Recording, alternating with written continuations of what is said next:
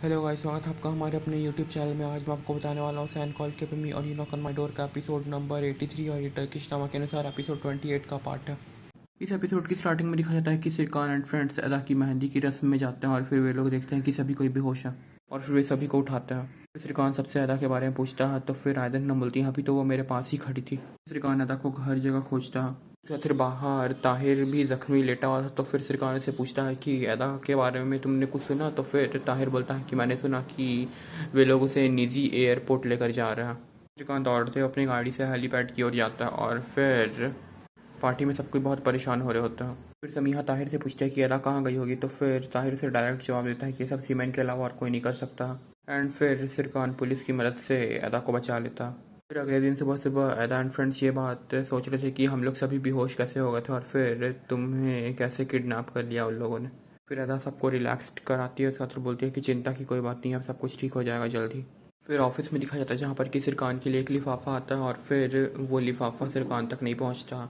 फिर समीहा को दिखाया जाता है जो कि सीमेन से बात कर रही होती है और फिर बोलती है कि आपने अदा को किडनैप कर लिया था और फिर वो सीमेन को चेतावनी देती है कि अब मैं तुम्हारे साथ काम नहीं करूँगी और जो तुमने किया है इसके बाद अगर तुमने यहाँ पर कदम रखा तो मैं तुम्हें बर्बाद करने में अपनी पूरी ताकत लगा दूंगी। फिर लैला मेलो और एंड्रोम को बात करते हुए दिखाया जाता है और फिर वे लोग इस बारे में डिस्कस करते हैं कि कैसे हुआ।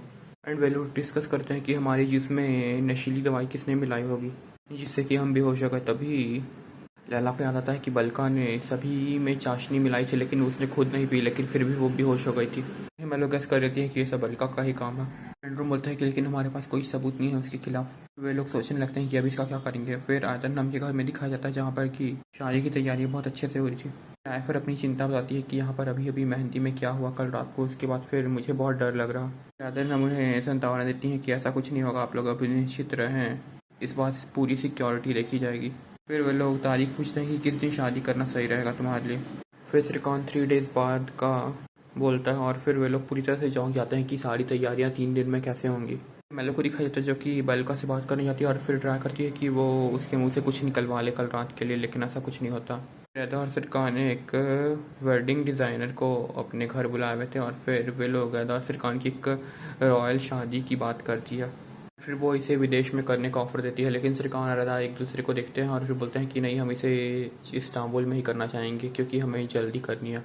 फिर सिरकान और रदा वहाँ से ऑफिस चले जाते हैं। फिर रदा के पास समीहा आते हैं और फिर उसे अपने ऑफिस में लेकर के आती है और फिर तभी सिरकान का फ़ोन बजता है और वो किसी से बातचीत करता है। वेल वो सीमेंट के बारे में बात कर रहा था किसी से। रदा को अपनी दादी के पास दिखाया जाता है और फिर रदा अपनी दादी को बोलती है कि मुझे पता है कि आप मुझे कोई और धमकियाँ देने के लिए अब बुलाए हैं, लेकिन मैं इस बार नहीं झुकूंगी आपके सामने।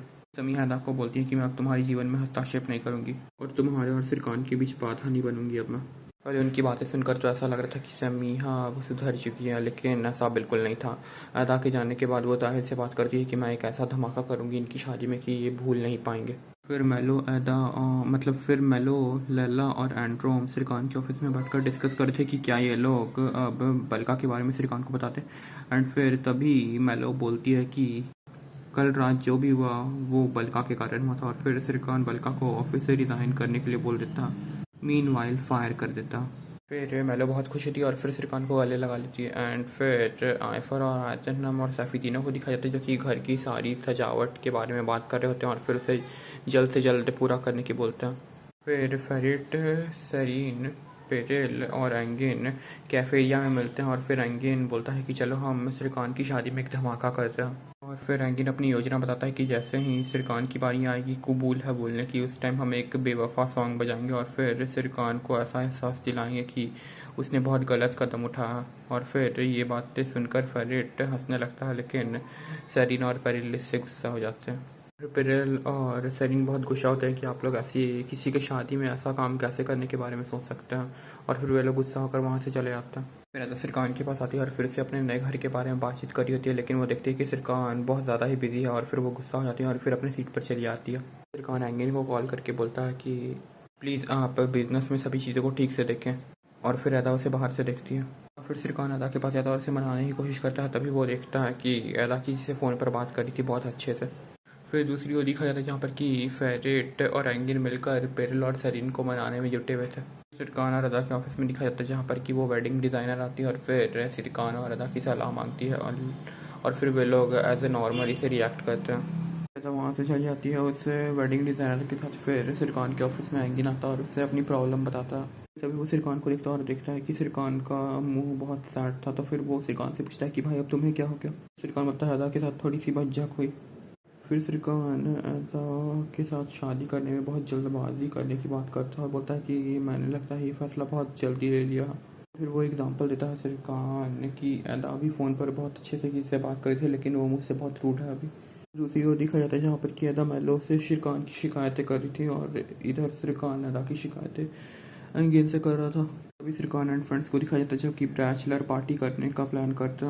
अदा एंड फ्रेंड्स उनके बारे में बातचीत करती है कि उनकी सोच कितनी गंदी है और फिर वो हर चीज़ों को मजाक में ही लेता है। सिरकान और फ्रेंड्स को एक होटल में दिखाता जहाँ एंड वो लोग कुछ फ़न करने की बातचीत कर रहे थे और सिरकान बहुत सैड था, तो फिर वे लोग उसे मनाते हैं और फिर एंड्रो बोलता है चलो कुछ बढ़िया करते हैं। तभी वहाँ पर दिखाया जाता है कि एदा एंड फ्रेंड्स पहुँच जाती है पूरी टीम के साथ और फिर वे लोग सिरकान एंड फ्रेंड्स के बगल वाली सीट पे आके बैठते हैं बिकॉज सिरकान ने उन्हें देख लिया था।